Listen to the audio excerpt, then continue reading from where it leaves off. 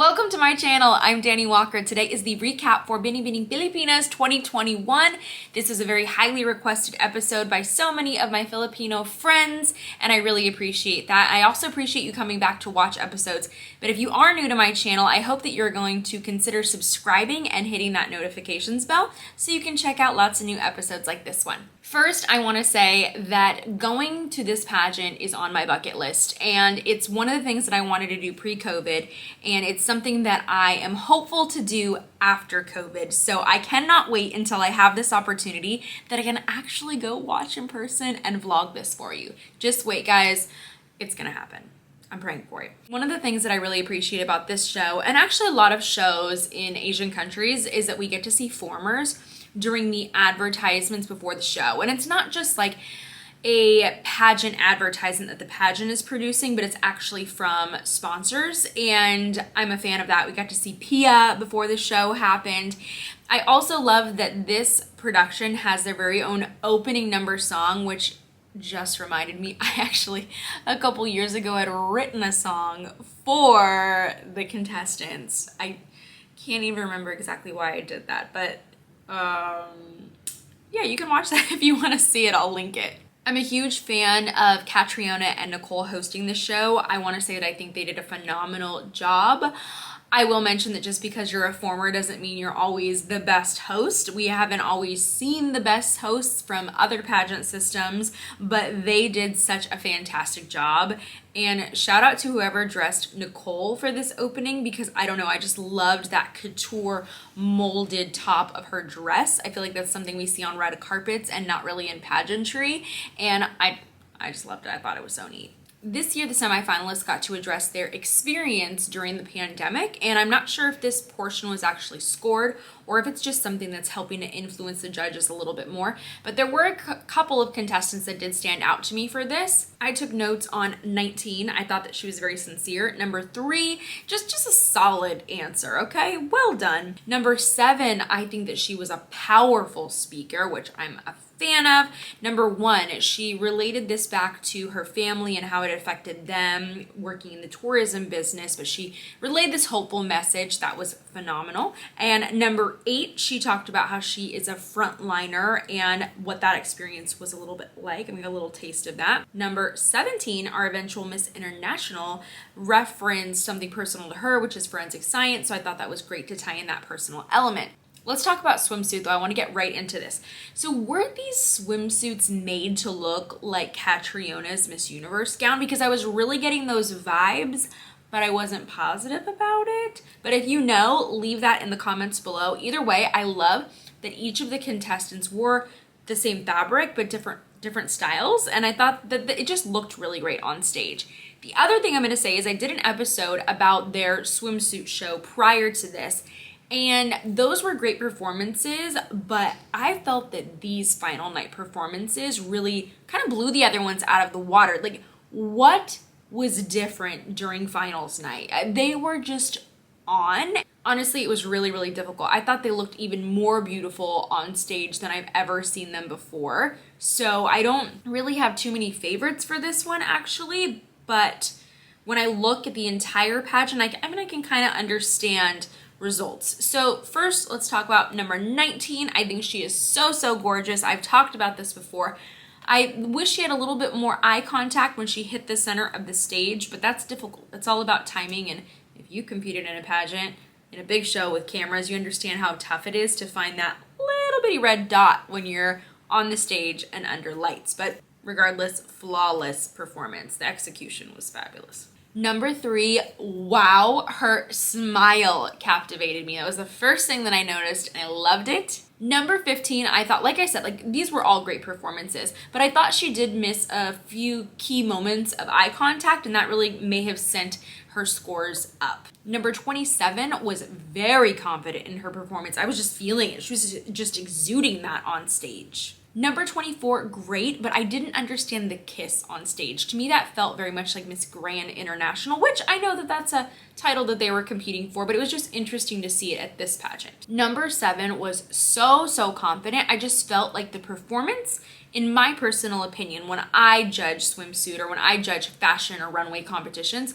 I love precision. and I felt like it could have had a little bit more precision. Number 23, there was a lot of bounce to this walk. I think it made it a lot younger, and I just wanted to see like a more playful, sexy vibe. Contestant number 1, oh my gosh, talk about a stage face. Okay, I'm telling you all, there are some contestants that, yes, they're beautiful in person, yes, they're photogenic, but when you put them on a stage, they stand out, and she's one. Number 8, I feel like doesn't even realize how beautiful she is, and I think she's still going to be eligible in the future. I would love to see her come back if that is possible, and I want to see that confidence grow from her. Number 25, oh my gosh, that audience look, that got me. Number 17, what was unique about her performance to me was the entrance, that spin that she did right in the beginning. And I don't know, just for me, it added, it caught more of my attention. Loved it. Number 10, what can I even say? She is just so gorgeous. I can't handle. Number 12 had one of the most relaxed walks, which was great. She didn't really seem to show any signs of nerves, and she also had some really wonderful facial expression changes. So ladies, watch and learn. Now let's talk about gown. Arguably my favorite, just because I love the fashion and just there's so much you could do with it. Loved it. Also, I want to say I love the song for Evening Gown. I thought it was so beautiful. I just wish I understood the words and the translation of it, and I just really enjoyed it.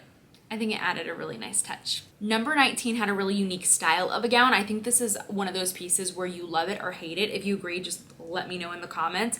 But for me, it worked. Number 3, she is so gorgeous and definitely has the face to wear her hair up. But with this style of gown, I felt like I wanted to see the hair down, but considering the really open back, I think that it made sense to put the hair up. So I can get it. I can understand that styling change. I also probably would have narrowed out the sleeve on this style, and just personal preference, but the performance, 10 out of 10. Number 15 had a really unique gown. We don't see these full skirts quite as often or even done this way. It was very unique, but it did look difficult to work and to move and to sway in. So I feel like if you're gonna choose a gown that has a really full skirt, that it's important that you're able to really move comfortably in it. It has to look effortless. 27, wow, beautiful. Only thing, hold the poses literally a second longer. I wanted that moment with her. Number 24 was great. I just wanted to see softer facial expressions. So that transition from a smile to like a serious, sexy face. We don't want to just like raise and drop and raise and drop. At least in my opinion, and that's my preference. Number 7, here's what we saw. She did work that skirt, and she also reminded me of Venezuelan queens. Did she remind you of that too? That hairstyle, even the evening gown. Okay, I loved this gown style on her. I thought it was so complimentary, and I thought the straight hair with it was beautiful. It was such a well done styling choice, and the performance complemented it as well. Number 1, okay face. Okay face. Wow. So this gown wasn't incredibly unique, but the way that she carried it, obviously for me, sold it. And like I said, this face on stage, you cannot help but stare at her, and I think she's gonna be a great choice for Grand. Number 8, I really loved the long strides at the beginning.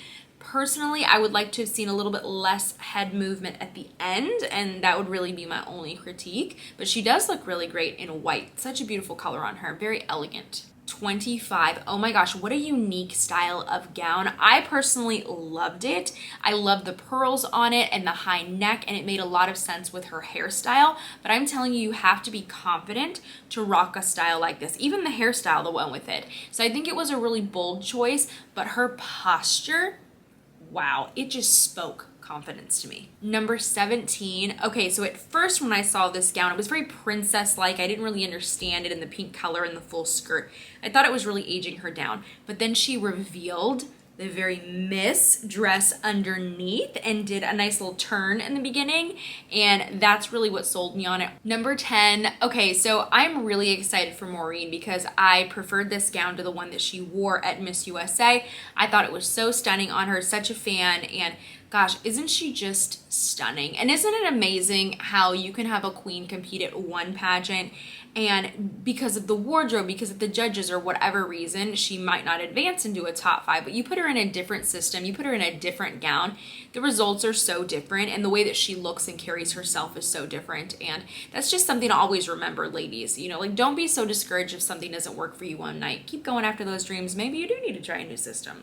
Who knows? Number 12 was so elegant to me, but I don't even know what to say because I feel terrible. I felt like her performance was cut so short.